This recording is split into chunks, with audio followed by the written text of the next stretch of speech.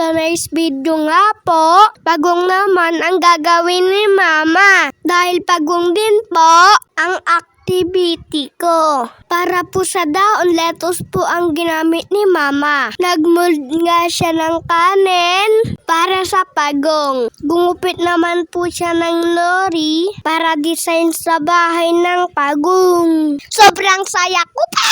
Dahil palagi masarap baon ko. Ang swerte ko nga po sa mama ko. Pero ba swerte siya sa akin? Charis! O siya, nilagay niya na nga po yung mga nori. Ang dami pang nagugutom na si Clemente. Ito na nga po yung unang kong lupa.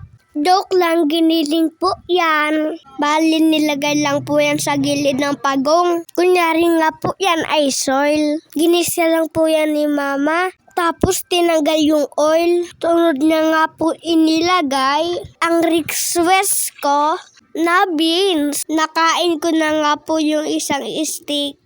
Kaya dalawa na lang yan. Di na kasi ako makapag-intay Charis, eto na nga po yung baon ko. Eto naman yung ginawa kong pagong. Siya, nauto ko na naman kayo. Hanggang sa muli, paalam.